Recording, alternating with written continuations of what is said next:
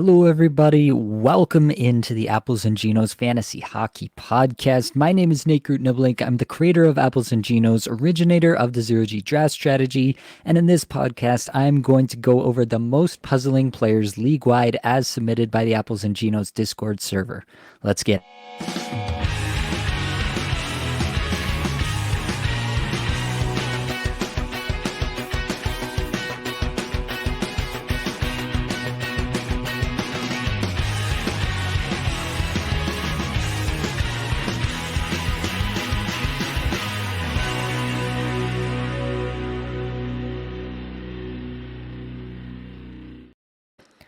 All right, welcome in, everybody. We got lost ones in here first, confirmed, written down, noted.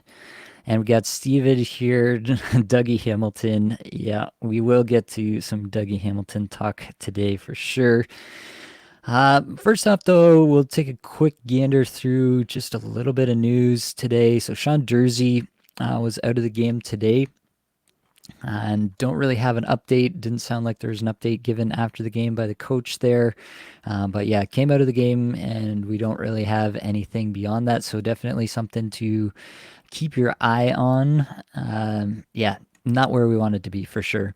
We got word today that Matthew Tkachuk is going to be out for like a week with this illness that he's dealing with. So it's definitely, yeah, not just like a one game thing, which I think pretty much everybody expected originally. So yeah, unfortunate there, but definitely probably means that your Evan Rodriguez and Anton Lundell streams are a little safer than maybe you thought they were in terms of their deployment. So, yeah, silver lining, I guess, for those people. And what else do we get? We got Linus Allmark missing the game today. Apparently, he's going to go for further testing on a strain that he's dealing with. That's a little bit terrifying. In the meantime, the Senators played an absolutely wild game today with Los Angeles. That was quite the show for sure. If you caught any of that. And then also we got word out of the Toronto practice today. Oliver Ekman-Larsson is practicing on top power play over Morgan Riley. So yeah, take it for what it's worth. Ekman-Larsson definitely worth a pickup as long as he's there. So that's something to keep an eye on. Matthew Nyes also on that top power play, filling in for John Tavares while he's out. So yeah, definitely some interesting stuff going on around the league. We got Drewski in here saying, let's go. Last one says, it's been a fun start to the season. So many unexpected names popping up. Yeah, I feel like we get that most often at the start of the season, right? We don't know everything before the games get rolling, and we definitely get some new stuff when it does start to happen. Toronto Dave's in here, hashtag 0G, appreciate you. Von Zuli says wild is an understatement, referencing that Kings Sens game. Yeah, that was definitely one for the ages. Lost ones. I did. My opponent had Fiala, Clark, Stutzla, and Shabbat against my Laferriere. Yeah, I've got a matchup similar to that where I forget exactly who they had. It's Clark, Shabbat, Fiala, somebody else, and yeah, I'm like down 65 points on the first three games of the day. Yeah, it happens. That was quite the game for sure, but. Either way, we continue on and we'll continue on with some puzzling players in this one. So, all of these players that I'm going to go through today that you can see on here if you're in here live with me, all these players were submitted by the Apples and Genos Discord server. Link is in the description. You should go check that out. And you can get in whenever I make this call. I make this call usually about midday every Monday, and people write in which puzzling players they want me to talk about. They want me to deep dive on and see what we think may happen moving forward with these players. Yeah, that's basically the name of the game, puzzling players. So we'll get into it here with the top one. Gabriel Velarde, just one assist in 3 games, is skating 19 minutes a night. The per 60 numbers not looking so hot under the hood. And the thing is, like, Mark Scheifele doesn't seem to be having any ill effects, right? We've seen him. He had that goal yesterday on Sunday with the goal he pulled at the end of the period, and they won the face-off directly to him, and he just pounded it home. It was a fun one. I always enjoy seeing stuff like that, a little bit unorthodox goal scored there. But either way, I mean, Gabriel Velarde still getting all the deployments, still on the top power play, still on the top line. Winnipeg has played like pretty well the way they want to play. Don't really see any reason for them to go away from it just yet. Just because he hasn't produced for fantasy is not necessarily a reason for them to go away from what's been working for them.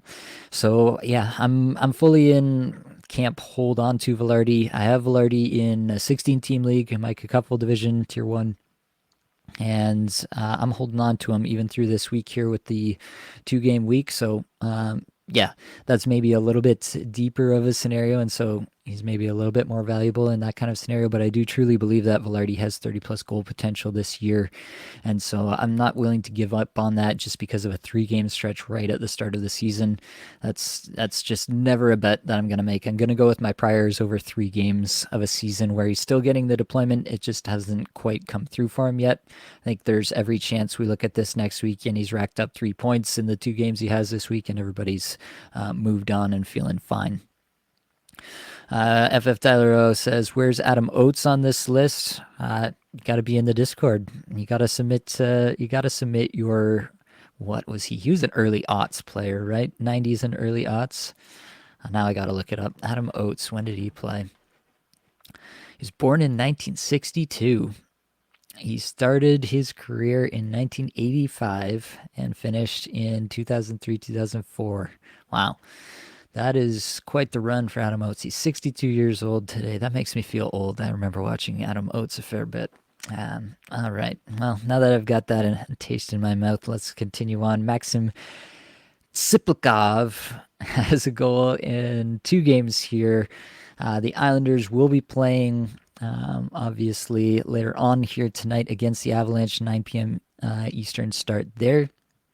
So if you're listening to this the next day, you'll probably have more information about how that game went than I do at this point. But yeah, the early returns have been pretty solid with Siplikov there, averaging over 19 minutes a night in the 2 games here. The individual scoring chances for look good. The on ice numbers look terrific in these 2 games. So that's really nice. He's been getting the top power play. That's what we want to see. Yeah, everything all together here looks pretty solid for Maxim Tsiplikov in these first 2 games. So, yeah, more definitely sitting up and taking a little bit more notice here. I do think that if you're expecting him to like break out to be like a 70-point player this year, that's probably still a pretty long shot. But I think there may be more here than I originally thought, at least, and I'm kind of sitting up and taking notice a little bit more just because of the early returns here. I think you have to. Let's move on to Drake Batherson. 1 goal, 2 points in his 3 games so far. I believe that would include today's game. Let me just double check that before I perjure myself further. But I'm pretty sure that would include today's games. They've only played 3 games, right? Yeah, that's correct. So yeah, Batherson got in on a little bit of the scoring bonanza in the game today. 16 average time on ice, 16 minutes average time on ice. That's not exactly where we wanted him to be, right? He's definitely had more deployment in years past, and so you would hope that that number comes back up. But that is part of the calculus that you have to go through with the new coach there in Ottawa. Is his priors about all these players is not going to be the same as the previous coach, DJ Smith there. So Travis Green may kind of do his own thing, and you have to adjust once you see what that is. You know, that being said, it has been Bratherson up on the top power play, and that doesn't seem to be going anywhere. He's been playing with Josh Norris at even strength and Noah Gregor in this game here today. So that part's not like perfect for sure. You'd rather him be playing there with, Kachuk, Stutzla, even Drew. Yeah, some combination of those guys, obviously, but yeah, more concerned about the even strength ice time than the power play role here. And I think that is a legitimate concern. That will take a bit off the high-end potential of a Drake Batherson, where the last 3 years he's averaged between 18 and 19 minutes time on ice, and now this year the early returns have him more in that 16-minute range. That's of concern. There's no two ways about it. So Something to monitor moving forward. There's every chance that these lines get switched around. Something you're going to hear me say a lot as I go through these players is it's early. There are very few games played. Like, stuff is going to change. You're going to hear me say that a lot. So don't don't make any rash decisions based on the early deployment here. Certainly, it's enough to move off of the players that are fringe players to begin with, but it's not something where I'm throwing out players that I think are actually good just because they only got 15 minutes in the last game. You definitely have to realize that this is just a very small sample size in terms of the whole season, and if this sample size occurred anywhere but the beginning of the season, we would not treat it anywhere so religiously as we do at the start. Steve said, my wife is a dental hygienist and worked on Velarde's teeth cleaning. Confirmed great teeth guy. All right. I don't know if I can draw any perfect parallels for his fantasy usefulness based on the glowing teeth review here. But yeah, I'm sure Blake will have something to say about Gabe Velarde's teeth in the next episode. So stay tuned for that.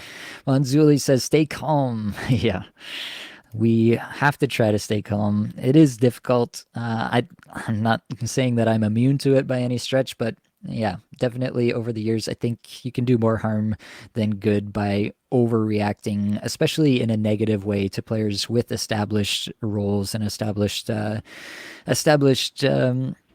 point projections, established point production over years. Definitely, you can get too excited with moving away from players early in the season based on how it goes. Isaac says, hashtag zero patience. I like that. All right, let's keep going. Kent Johnson, 2 goals, 3 points in 2 games here, averaging almost 20 minutes a night through those 2 games. 77th in shots per 60, 25th in shot attempts per 60. Looks all right there.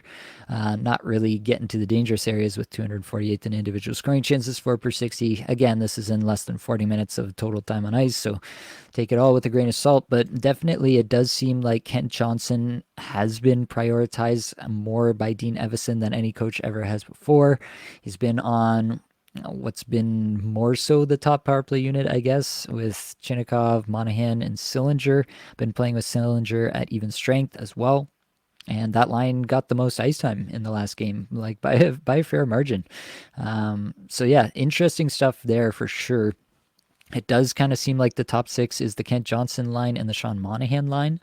Adam Fantilli, I guess, is not a favorite of Dean Evison just yet. So in the meantime, yeah, Kent Johnson, I'm into it.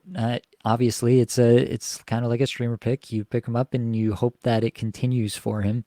But I'm not discounting the possibility that we could see a Kent Johnson breakout. We know that there's a tremendous amount of skill there. Kind of compared him mentally, at least. I don't know if I've ever said it on the pod, to like a Trevor Zegras in some ways. He's always been a bit more flash than substance, at least at the NHL level so far. But maybe Dean Evison is the coach to believe in him, to give him the ice time to work that out and to transition from being a flashy guy to a regular NHL player who could put the puck in the net and facilitate for his line mates as well.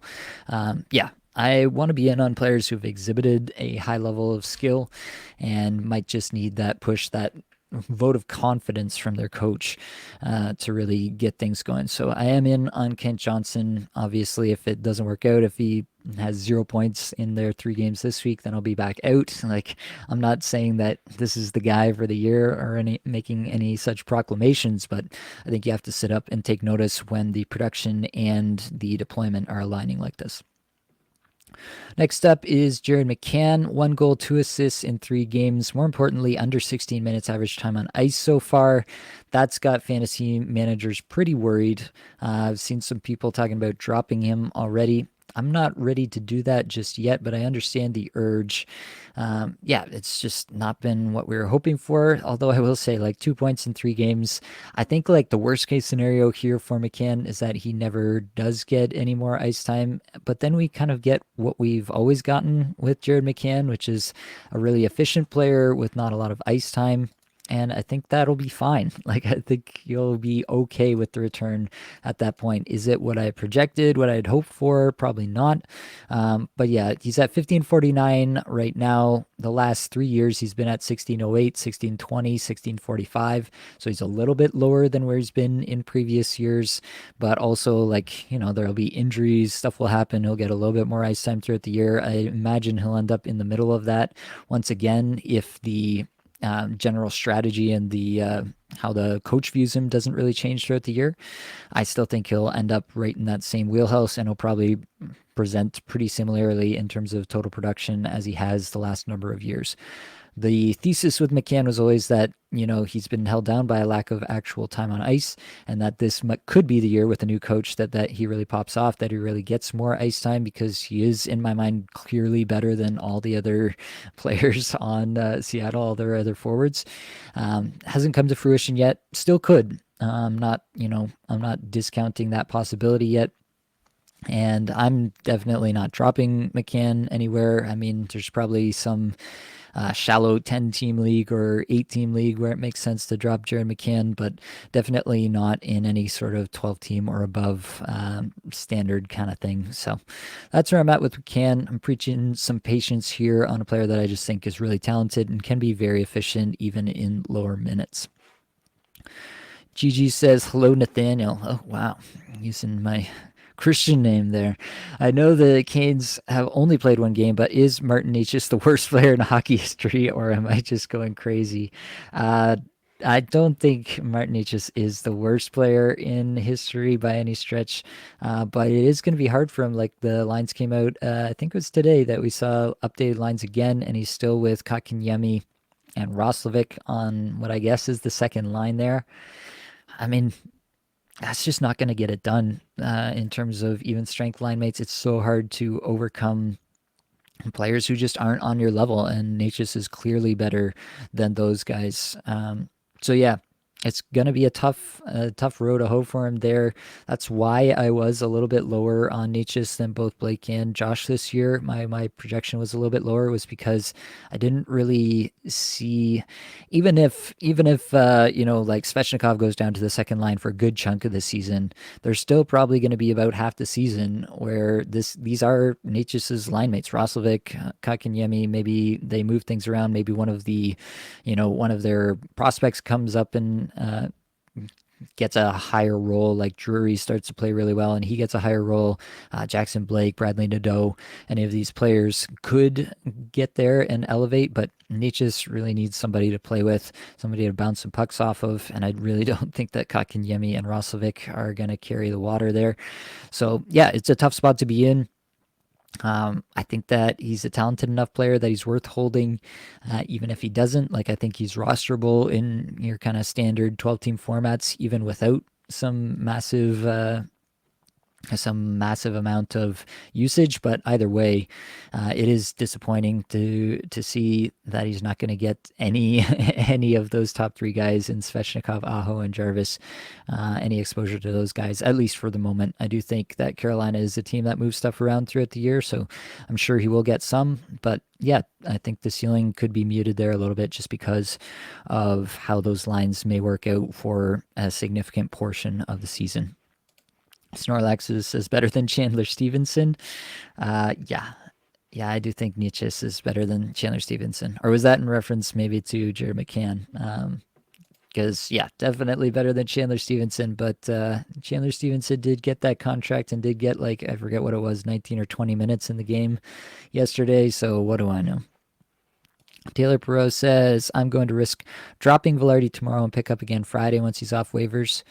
All right, you can play the game. I mean, I've played that game before, so I'm not going to fault you for it. But yeah, that's one way to go about it. Wob says, hi, Nate. What's your opinion on Stankoven? I like the player a lot. I think everybody in Dallas is being really held down by the fact that they're so good through the top 9 that they just don't have to play any line as a top line. Yeah. I think that everybody's ceiling is just muted there right now. We got Jason Robertson on this list. He's averaging just over 17 and a quarter minutes every night so far, only has the one goal. I really think that that's kind of going to be a little bit of what we have to expect this year. Robertson probably ends up in the 18-minute range. Wyatt Johnston, based on the early returns, probably ends up in the 18, 19-minute range as well. But everybody else is probably going to be between 14 and 16 minutes in that top nine. And it's going to be tough to have sustained fantasy production. Definitely anybody can get hot. Stankoven obviously running hot right now, and that's great. Happy to run with it while it lasts, but also don't think it'll last forever. The Dallas Stars are just kind of too deep for their own good right now, and they know it, and they don't have to play anybody as a true top line, and they probably won't. So that's where I'm at the moment. Steve says, is Byfield having the McCann issue? Um, yeah, maybe to some extent. I didn't actually see, I'll look it up for a minute. I didn't actually see what the time on ice numbers ended up looking like in this game here. Yeah, they split the time on ice pretty evenly at even strength among the top three lines there. So, yeah, really, it's just the bigger concern for Byfield right now is that Laferriere's on the top power play, and Laferriere got a goal today, a couple of goals today, I believe, right? So that's probably not going away anytime soon. That's the bigger concern with Byfield right now is that he's just not getting top power play. So everything or almost everything has to come at even strength. And that's just, it's a tougher spot to produce if you're not getting top power play. So that's the problem with Byfield at the moment. Isaac asks, what do we think about Nyes in a Bangers League? Yeah, I talked about Nyes with Blake on the flagship show. If you haven't checked that out already, it's up on the channel. So definitely go back and get that one. Yeah, I like Nyes a lot. He's practicing on the top power play right now with John Tavares out, getting more minutes than he ever has before. It seems like Berube has really identified Nyes as one of the players he really likes in the early going here, and so I'm in on Nyes. I'm holding Nyes in the Apples and Genos Patron League, which is Bangers Cats situation. The Leafs only have 2 games this week, but I've decided that I'm going to hold him basically at this point, unless, obviously if deployment changes, then things can change, but that's where I'm at the moment. Dirty Deed says, Nate the Great, any thoughts on Caden Gooley? Gooley is probably just one of these guys he's going to be good in your Bangers Cats leagues, but I don't think in most point setups, unless there's like a really extreme Bangers waiting, that he's going to be all that useful. Lane Hudson in the fold probably means that any shot at power play time is probably going out the window for Caden Gooley sooner rather than later. So yeah, you're just hoping on maybe 30 points and a bunch of bangs, like budget Darnell Nurse kind of season. So yeah, that can be useful. I'm not saying it can't be, but it has to be the right type of league for Caden Gooley. Last one says Byfield's getting outplayed by Laferriere, I feel like. Yeah, I don't know if outplayed is necessarily the word I would use, but I mean, for fantasy purposes, it doesn't really matter what it exactly looks like on the ice, the on ice contributions. It's all about the production, right? And I feel like, yeah, as long as Laferriere's in that spot on the top power play and Byfield isn't, and it's going to be tough for Byfield to produce what we think he may be capable of. CG says better D-man, Jacob Chychrun or Adam Boqvist, 12-man points league. Yeah, Boqvist is really not getting any kind of minutes there. Again, in the game today, he basically got nothing at even strengths, and so that's really hard to rely on. I think that in almost every case, I'm going to go with the guy who has a really established role, top pair defenseman, Jacob Chychrun. Also has that contingent upside if anything happens to John Carlson. He could be on a top power play. And Jacob Chychrun, I've talked about it before. This is a guy with terrific underlying numbers, always has massive shot production and scoring chance production numbers. And that's what we love here at Apples and Genos. Matt Lauren, thoughts on the Flames? Hot start, Pospisil must add in 16-team Bangers League. The only thing giving me pause there is the Flames only having the 2 games this week. But overall, yeah, I mean, Pospisil is that guy. If you have Pims especially, definitely makes sense. In 16-team, yeah, he can be a difference maker there. I don't know that I truly believe the Flames hot start, but so far they're getting scoring and chance production from all 3 top lines. And that's something they desperately need because they don't really have that true superstar unless you think Huberdeau is back to his old ways, which personally I don't. So, yeah, that's the case on the Flames right now. Obviously, very, very early on here, and we'll get more info as things progress. By the way, Hockey on Prime sucks. Have to sit through ads because you can't leave the app. Ooh, that is rough. I haven't tried watching anything on Prime. Sounds like maybe I shouldn't. Babby Boy says, "What should we do with Zibanejad? Who's a great one-for-one trade for him?" That's interesting. I haven't really thought that one through too much. Um, yeah, I'd have to think. I'd have to think about that one a little bit. We talked about Carter Verhaeghe in the flagship show yesterday as somebody who hasn't produced yet either. Maybe you can go get Verhaeghe with Barkov out. Maybe the Verhaeghe manager's even more nervous than usual, and you can go get Verhaeghe for Zibanejad. I would absolutely do that in a heartbeat. I'd love to have Verhaeghe over Zibanejad. So, yeah, that's the first name that comes to mind for sure. CG says, "Thanks, Nate. Best content out there. Appreciate you." Let's get back into it. Jack Hughes, up to 5 games now with only 3 assists, no goals, averaging 20 minutes a night. 84th in shots per 60, which is okay, but definitely not what we've expected from Jack Hughes. 170th in individual scoring chances, 4 per 60. On ice numbers are better, 26th in Corsi, 4 per 60, 49th in scoring chances, 4 per 60. But yeah, I'm not going to pretend like it's a good start for Jack Hughes. It's definitely not. I have to wonder if he's still easing back from shoulder surgery, right? I'm remembering that correctly. All these injuries seem to run together in my mind after a while. But yeah, I have to wonder if he's still not necessarily feeling the effects, but just not maybe physically all the way up to where he should be. And so sometimes, you get to the level of these elite athletes, and if the body doesn't respond exactly the way they're used to, then the results can sometimes not be there. The margins are pretty slim at this level. Maybe that's where we're at with Jack Hughes. Overall, I'm not worried. If somebody is worried about Jack Hughes and they're looking to trade him, I'll absolutely be in there with offers in hand. So, yeah, if anything, it's a buy low on Jack Hughes, in my opinion. Evan Bouchard has 0 points in his first 3 games amidst the Oilers' early slump here, still averaging over 25 minutes. 97th in shots per 60, which I think a lot of people are seeing, but if you dig a little deeper, it doesn't look nearly as bad. 6th in individual shot attempts per 60, 11th in individual scoring chances 4 per 60. That's amongst all defensemen.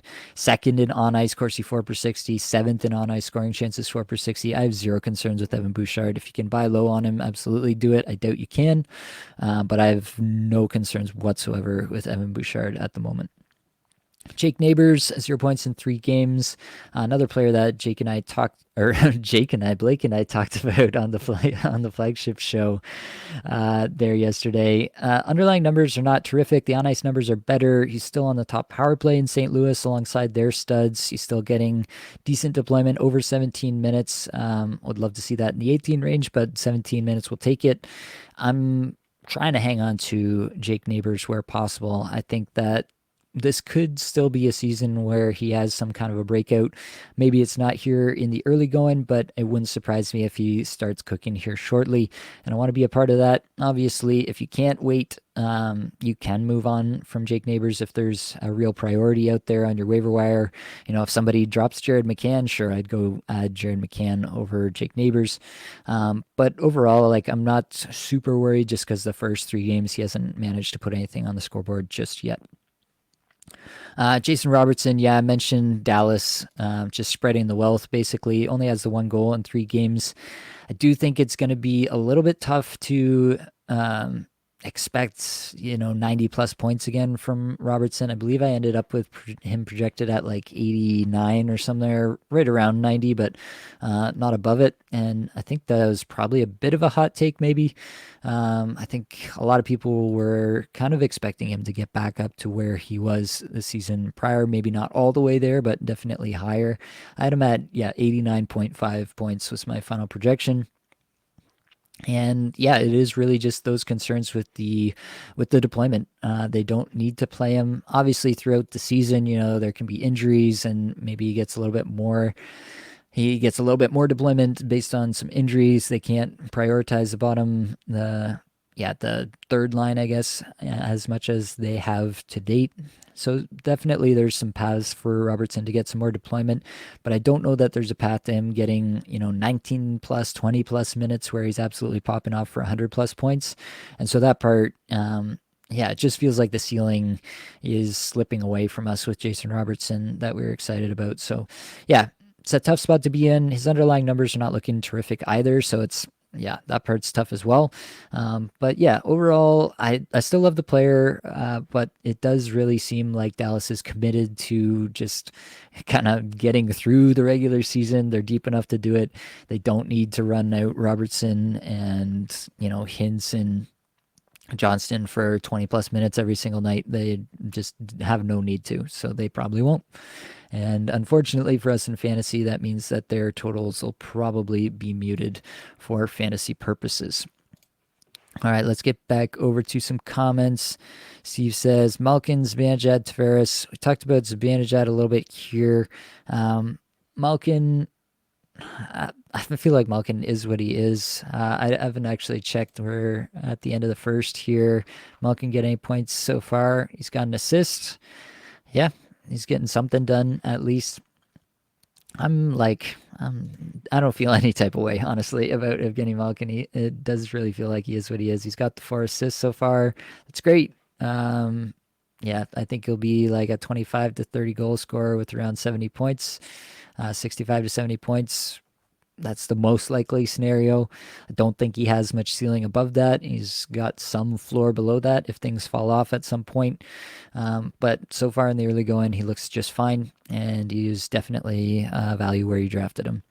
Tavares, obviously dependent a little bit here on the injury, but it's not great to see that he's not been really prioritized in any kind of way by Berube. And yeah, with the amount of love that we've been seeing from Matthew Nyes, I'm starting to feel a little bit queasy about the possibility that Nyes actually takes power play one from Tavares at some point. Um, I never want to ascribe this to clubs, but sometimes I do wonder, John Tavares probably looking at re-signing with the Leafs after this year, if at all possible. Would they kind of stoop so low as to put him on the second power play to kind of artificially hold down his next contract? I don't know. But yeah, maybe there's some there's some narrative crafting for you if you really want to go full conspiracy theory on it. CG says, I know I already asked a question, but I went 0G, have Kemper. Somebody just dropped Jerry. Who's the better keeper? I'm keeping Kemper there. I know today was rough, but yeah, better team, in my opinion, in LA, and better goaltender as well. So yeah, I'm sticking with Kemper there. We'll see how this game against Montreal goes for Jerry here. So far, he's allowed the 1 goal in the game, and he's made how many saves has he had to make to get there? He's only made 5 saves and allowed 1 goal, so it's not perfect, we will say, but overall, I'm not like super worried about Kemper just based off one bad game. Although I will say I did see the like slap shot from the blue line that just beat him clean over the shoulder, and that was tough to watch. Justin says, when do you think McDavid will dig in? Right now. That's when he'll dig in. Yeah, I have no concerns about McDavid. Lanzuli, what's the deal with Kopitar? Just a hot start. Don't remember him being this good last year. Yeah, in my opinion, it is kind of just a hot start. I'm not really banking in anything additional there. I definitely it's more evidence that he's not going to cede any ice time to, Byfield or anybody like that anytime soon. So it doesn't seem like he's going away, but I also don't think that he's like exhibiting anything tremendous. He's got a 75% shooting percentage on the season so far. Underlying numbers are nothing to write home about at this point. So yeah, I'm not excited about Kopitar. I would definitely sell high if I had him. Jordan says, hey, Nate, what's thoughts on Buchnevich so far? Would you use him to buy low on Verhaeghe? Yahoo Points League. Yeah, definitely. If you can, I would buy low on Verhaeghe there. I feel like Verhaeghe just has a much better goal scoring potential, which is obviously going to be more beneficial in a Yahoo Points League like yours is. So that would definitely be a spot to buy low on Verhaeghe in my mind. I legitimately like Buchnevich as well. Don't get me wrong. I think he's got 70-point plus potential, could score 30 goals this year. All that could be there for Buchnevich. But if I could lock in Verhaeghe, I absolutely would. Speaking of Leafs power play one, OEL thoughts. Yeah, I did mention it already early on, but yeah, OEL has to be rostered at this point. Thoughts on York? Thinking of dropping for either Wallman or OEL? Yeah, I would definitely drop York for either of those players. Wallman has probably the more secure role, just kind of looking at it right now. But OEL might have a higher higher potential in the shorter term as long as he's on the top power play in Toronto. Obviously, expect that to be a really good spot to put up some points, and he's playing a lot of minutes in the last little bit as well. So, yeah. CG says, thanks, Nate Dogg. Like and subscribe, y'all. Support these guys. The best fantasy hockey content available anywhere. I'd love to see that. Thank you for that. Yeah, actually, for everybody watching on YouTube, if you could hit the like button on the video, that does actually help out with the algorithm, as I've been told. So, yeah, if you are enjoying the Puzzling Player stream here tonight, throw a like on it. That does help us out. Mr. C, thanks for talking me off the Kemper Ledge. Nate, anytime. Jordan says thanks as well. Any thoughts on Elias Pettersson so far? Nothing too crazy, to be honest. Like, I have never been like the biggest Pettersson guy. I don't know that I've ever actually rostered him in fantasy. The first two games, he's skated 21, 28 on average each night, so that's good. But the shots are definitely not there. The scoring chances are definitely not there in the early going. That part's not great, but again, it's 2 games. I'm desperately trying not to overreact to 2 games. So yeah, I had Pettersson for 35 goals and 84 points this year. I think that's low compared to a lot of people. But yeah, I have never been the high guy on Elias Pettersson, so take that for what it's worth. Captain Pie, which of the 3 D-men, York, Wellman, OEL, would you pick in a points league that values peripherals pretty minimally? I'd probably go OEL there in that case. All right, let's get back to the list. We got to talk about Brandt Clarke having himself a day here today. I didn't see the time on ice, so I do want to double check on that. But he had 3 assists. Yeah, he still only skated 17:35 total, 5:06 on the power play, which is obviously where he's able to do a bunch of that damage. I think, were they all power play assists? Let's check this out here. Yeah, all 3 were power play assists. So definitely, like, it's not a bad place to apply your trade. But I don't think you can reliably account for 3 power play assists. The fact that he hasn't been able to get more ice time is perhaps a little bit concerning in this game here. He was 4th on the Kings in ice time. Gavrikov skated 25:48. Edmondson played 22:52. Mikey Anderson played 19:48. And then Clarke was 4th at 15:35 over Burrows and Spence. Yeah, I don't know how much to read into that, quite honestly. But yeah, I would have loved to see this be the game where he steps up to play, 20 minutes in this game, when he's getting that kind of 5 minutes power play time on ice, but it didn't happen. Yeah, it's not great, I will say. Definitely, it seems like he is a bit of a power play assist or bust kind of player. Just so happened that this game was absolutely nuts, and he got 3 of them. So overall, I'm still kind of tepid on Brandt Clarke's potential as long as he's playing these minutes. I love his potential in terms of the long term, in terms of the talent of the player, but obviously we got to have 2 things come together here. He's getting the power play deployment, but he's also got to get a little bit more at even strength before we can really think of him as a huge breakout. At this point, he's still definitely rosterable. Definitely one of the top like 48 defensemen in the league for fantasy at the moment, probably higher than that. But yeah, just manage your expectations. I don't think you have to like go and send trade offers for Brandt Clarke right away, just because of this one game. Yeah, that's where I'm at. Hoping to see this role grow, but it hasn't quite yet. Justin says, just subscribe. Thank you for that. Thoughts on Ross Colton in a deep league points ad? Yeah, I definitely, if he's available, he should be rostered this week in a lot of leagues. He's got the 4 off nights this week, playing on the top power play. Should be there. Jordan says, Avs line rushes tonight. I have Colton on line 1 with Mac and Rantanen. Colton to the moon. That sounds great. I didn't see that one actually, so that's a new one for me. Yeah, I'd love to see that. Oh yeah, there it is. Colton with McKinnon and Rantanen. That puts Wood with Middlestat and Ritchie, and Kovalenko down to the 3rd line. Classic. Yeah, I was talking with Blake about it a little bit. Kovalenko looked like a decent waiver wire option because he had been on that top line with McKinnon and Rantanen, but it also felt like one of these players that could just be totally off the top line. And there you go, have it already in the line rushes. All right. One more. Wob says Colton or Middlestat. I would still go Middlestat. I think the role there is just locked in. He's going to be on the top power play. Um, I should clarify. If it's a bangers league, I think I would go Colton for the hits as well. Um, but yeah, I think Middlestat's role is probably just a little bit more locked in. And Colton could easily just be back to like third line center by the next game. Wouldn't surprise me at all. At all. If it's just for this one game, then I'd take Colton. But if it's for the rest of the week, I'll take Middlestat in a points league that doesn't have any kind of crazy banger waiting. Okay, back to the list. Jonathan Huberdeau, 3 goals, 5 points in 3 games so far, averaging over 18 and a half minutes, which is good stuff. Underlying numbers are nothing to write home about, but they aren't atrocious. Overall, I think Huberdeau is in a hot stretch. He's got some chemistry going at the moment with Pospisil and Mantha. Didn't know that was a possibility, but here we are in the year of our Lord 2024, and it's happening. Overall, I'm not excited about Huberdeau, to be quite honest. There's nothing really here that's just screaming out at me that something has changed. The minutes being higher is definitely better. This definitely gives him like 65 to 70 point potential, where I didn't know if he really had that in him with the kind of deployment he was getting last year. So that part I really do like. Being more prioritized is definitely only going to do good things for his fantasy value.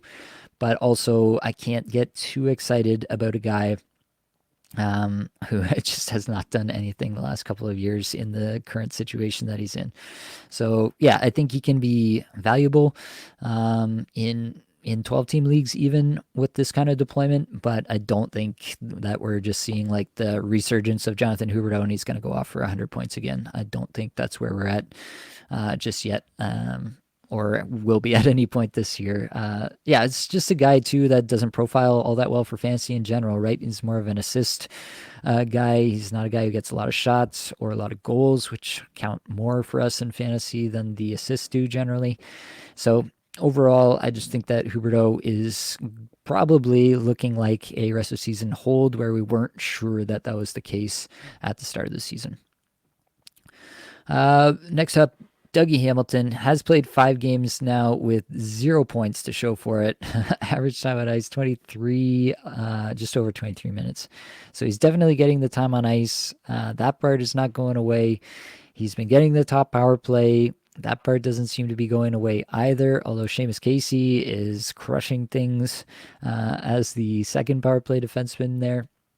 Underlying stats still look terrific with Dougie Hamilton, 9th in shots per 60, 5th in scoring or in shot attempts per 60, 21st in individual scoring chances for per 60. On ice numbers are great too, 5th in Corsi for per 60, 6th in scoring chances for per 60. Yeah, I guess the only concern I could say is that if we think that Seamus Casey like it suddenly takes over the top power play from Dougie Hamilton, that seems totally crazy to me. But I've seen crazier things happen, I guess. But yeah, in terms of the way that Dougie Hamilton's playing, I have no concerns whatsoever. I think that he's a pretty dominant player for fantasy when the puck's going in. The puck's just not going in right now. If you can make a trade for Dougie Hamilton by low, I would absolutely do it. Captain Pie says, thanks a lot for the advice. How do you feel about Trevor Moore overall, specifically in the points league with lower ratings for peripherals? I don't feel great about Trevor Moore. I don't think he's going to be like, especially in leagues that are closer to a points only format.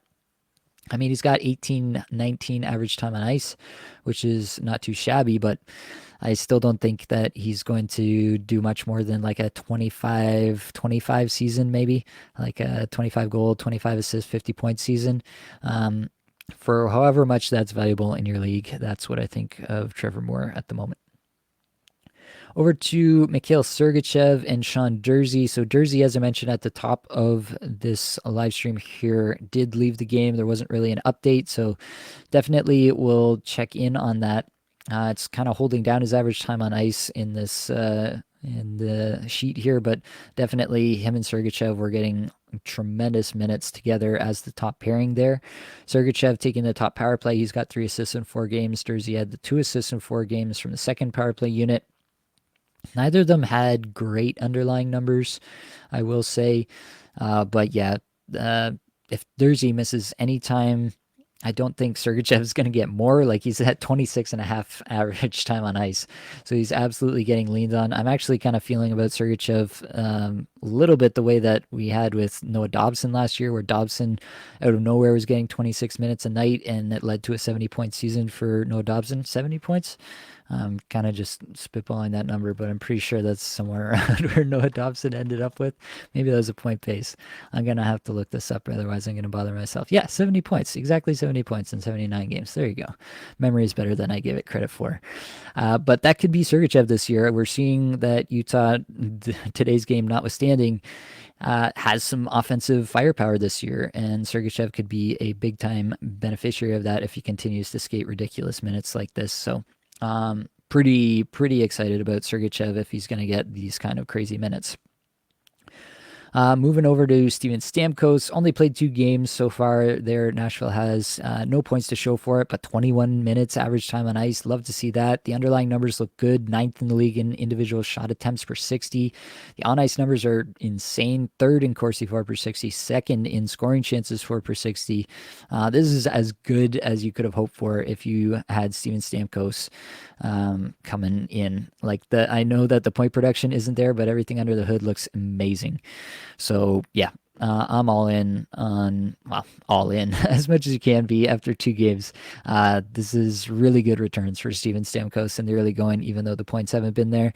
So yeah, I don't know how much to weigh whether it'll continue or not. Like I do think that 21 minutes is not going to be what Stamkos gets for the rest of the year, but definitely if he's going to be an 18, 19, even pushing 20-minute a night player for Nashville, then he's going to exceed the projection I had for him by a fair margin.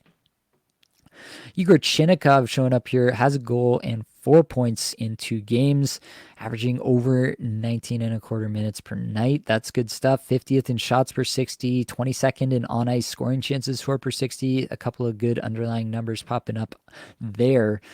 Chinnikov is getting prioritized, and I think it's worth the pickup. You got to see what's going on here. Even if it's only a hot streak, like a hot streak that carries you for 2 or 3 weeks is worth having on your roster, right?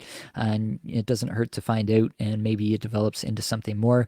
He's had stretches where the underlying numbers have, snuck up, and he's popped up on my radar. They've always faded in the past.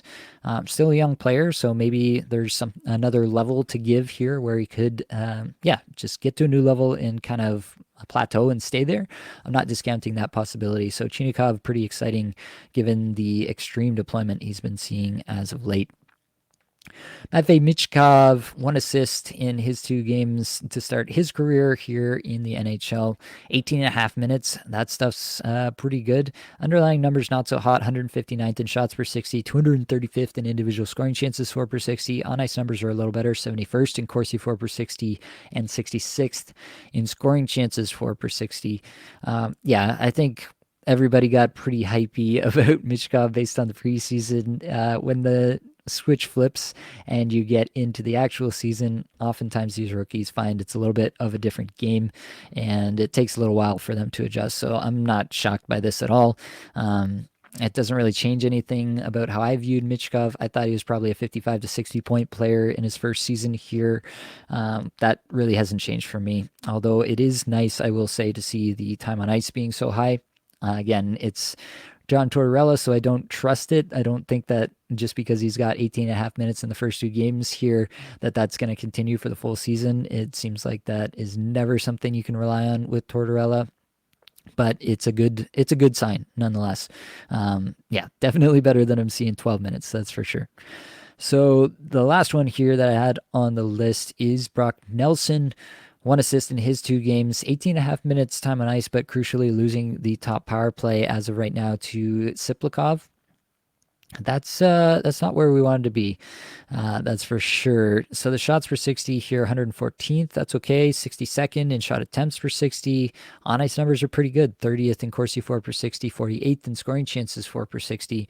But without the top power play, I do think it really hampers Brock Nelson's value. Brock Nelson has been one of the better values in drafts for the last number of years, but I was kind of scared off when I saw that, yeah, there's this potential that he wasn't going to be on the top power play unit this year.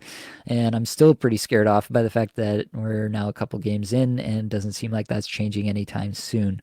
So, yeah, I don't think Brock Nelson is any kind of sell low or buy low at the moment. I just think he is probably a bit more of a 60-point player than the 70-point player that he's pushed towards in the last number of years. Yeah, as long as he's not on the top power play. If he gets back on the top power play, then obviously the ceiling raises. But yeah, it's a tough spot to be in. I will say, like, if Siplikov is all that, then that does raise Brock Nelson's potential perhaps at even strength, because Siplikov has been playing on his line with Palmieri. So maybe that's a positive that you can put in Nelson's corner, and that kind of counterbalances the lack of power play deployment just a little bit. But overall, I think you have to view this as a bit of a downgrade for Brock Nelson in the early going. Justin says, I'm in the 18-man fantasy tip league. Worth grabbing Seamus Casey for a stream. He dug in today.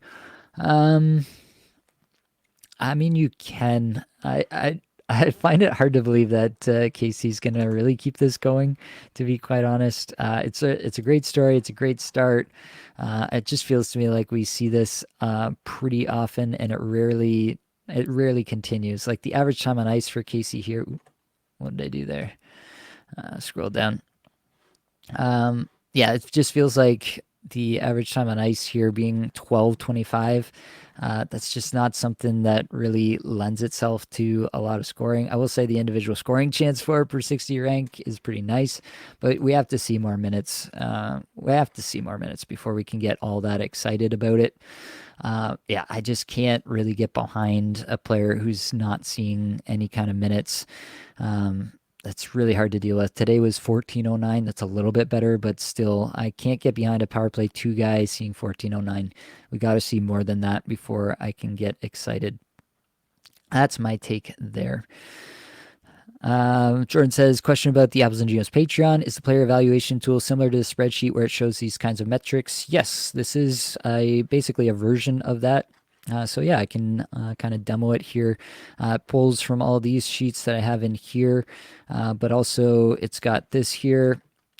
Zoom out so this is actually visible. But basically, you just enter the player's name at the top here, and it spits out last 5 games and their season numbers, and it will compare the two. Obviously, at this point in the season, everything looks kind of the same. Also gives you 82 game goal paces and point paces, but you can kind of compare their last 5 games to their season-long numbers and see if they're kind of outperforming their season numbers or how things are going. I also have this tool where you can kind of compare 2 players side by side and just see, especially if you're trying to make an ad, right? You're trying to see, maybe you're trying to see Nikolai Kovalenko versus Callum Ritchie. You could have been looking at that for a pickup for this week. You could see something like that, and you could look at these 2 guys side by side. You could see that Ritchie had more time on ice. He had better shots for 60 numbers.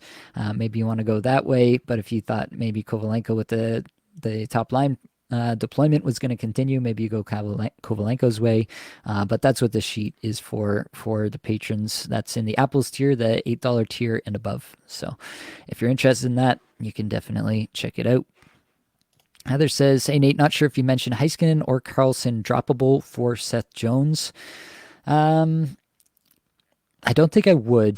Heiskanen has never been a player that I've been like excited about for fantasy. He doesn't have great peripherals, and so if your league has any kind of significant weight for that, then obviously that's a tough place to be in. But he's skating almost 25 minutes a night. It's just that the points haven't quite come yet. I don't think that continues. I think he gets in there. The on-ice shooting percentage is still high. He just hasn't gotten what he normally gets in terms of a percentage of those goals going in, and I think that'll come. So I think Heiskanen, his points will come, and I would take Heiskanen over Seth Jones, unless maybe in a Bangers Cats you could look at Seth Jones, but I still think in almost every case I'm taking Miro Heiskanen over Seth Jones. I know Seth Jones has had a nice little start here, and I do like that. But I don't think when we add it all up at the end of the season, maybe in a Bangers Cats, Seth Jones outperforms Miro Heiskanen rest of season. But yeah, there's also a pretty good chance that Heiskanen, goes off for 70 points, and Seth Jones just doesn't have that in his wheelhouse, in my opinion. I asked also about Carlson, so I can throw that in here as well. Carlson down at 21 minutes. The underlying numbers are pretty solid, actually. That one's a little closer for me, just because, yeah, the time on ice is a little bit lower there, but I think I would still take Erik Karlsson at this point, again, unless it's a Bangers Cats, in which case I could be a little bit more persuaded about Seth Jones. Yeah, you can let me know if it is Bangers Cats and we can try to hash it out a little bit more, but I think in normal points formats, I'm still Heiskanen, greater sign, Karlsson, greater sign, Jones. Wob says, your thoughts on Brady Shea's debut in Nashville? Honestly, I didn't really check in on Shea specifically. I didn't end up with them anywhere. I mean, shots per 60, looking pretty hot there. Second amongst all defensemen, obviously only 2 games, 20 minutes. Yeah, I think that's fine. Good debut for Shea. I think he probably should be able to do pretty similarly to what he did in Carolina. I think he's going to have a similar role in Nashville, and he should be able to replicate similar numbers in most cases. Last one says, it's a little insane, but thoughts on dropping Patty Kane for Pospisil or Chinakhov in a Bangers League? Yeah, I think I'm looking for a different route there for myself. I still find it hard to not believe in Patrick Kane. He looked fine last year. He's got an assist in the game here tonight already. I believe he's playing on that line with Dylan Larkin again. I'll double check that to fact check myself, but he has been playing on the top power play, obviously. Yeah, he's right now the top line is Larkin, Kane, DeBrincat, with Raymond going down to the second line. And so that's obviously a nice spot for Kane. I don't think I'm willing to drop Kane for Pospisil or Chinakhov, to be honest. Thoughts on Arvidsson? We can throw him in here and check that out. Arvidsson's got nothing going in the 3 games here, just over 15 and a half minutes time on ice. The underlying numbers are not kind to Arvidsson there for sure. They did kind of mess around with the lines a little bit, it seemed like, in the last game there for Edmonton. And obviously things have not been going that well. Yeah, it was RNH, Arvidsson, and Jeff Skinner as a line towards the end of the game. Yeah, it's not a player that I'm like super excited about. That's for sure. Similar to Jeff Skinner. I just think he kind of is what he is. I'll double check what my projection was for him, but I think it'll probably be similar to what I thought at the start of the season. I don't think much has changed for me. 23 goals, 46 points was my projection for Arvidsson this year, and I'd still probably hold right around there. I projected him for 15 minutes on the dot. He's at just over 15 and a half. So yeah, feeling pretty solid about that at the moment. Nate has thoughts on Norris versus Hayton. That's a good question. Obviously, Josh Norris had a nice day today, but Barrett Hayton has had a few nice days before the game today. Underlying numbers are definitely kinder to Hayton, but Norris has actually been getting more time on ice and seems to be heating up a little bit here. That's a tough one. Yeah, it's a very legitimate question. I feel like Hayton's role is a little bit more locked in, and so I might lean that way at the moment. Yeah, I think that's the way I would lean at the moment, but I think that it's pretty close between the two, in my estimation. Yeah, the 19 minutes a night for Josh Norris and the early returns. He's on the top power play. He's a shot monster on the power play, which is obviously something that you want out of your fantasy players. So that part feels pretty good as well. Barrett Hayton only played 14:37 in the game today. They actually really spread out the ice time in this game. Nick Schmaltz had the most amongst all forwards at 17:52. This is definitely a bit of a weird game. They spent a lot of time shorthanded. Yeah, that is a weird outcome for sure. I don't really know what to make of that overall, to be honest with you. But yeah, I think I lean Hayton still, but Norris and Hayton, yeah, same tier, I guess I would say. Huango asks, are we in on LaFerriere? I think you have to be, at least for the time being, especially if the cost to acquire is just a waiver ad. yeah, you should definitely make that happen. He had 5 shots, 2 goals in the game, 5 minutes of power play time, 17 minutes total. Good stuff from Laferriere today. It's a good week to roster him with the off nights and the 4 games that Kings had. So hopefully you've made that ad and you're already reaping the benefits. Michael O'Brien, are you still buying on Matthews with any player not named McDavid or McKinnon? Absolutely. Yes. Um, yeah, probably for the next 5 years, I'll be buying on Matthews with any player not named McDavid or McKinnon. So that's where I'm at on that. All right. I think we made it to the end here. So I think that's going to be all that we've got for this episode. Hopefully, it brought you some value, helped you get a little bit better at fantasy hockey today. All the advanced stats you see and you've heard today came from Natural Stat Trick, which is a terrific free resource. Many thanks to the band there for supplying the music for the podcast. Be sure to check out their Spotify as well. That's it, folks. Much love.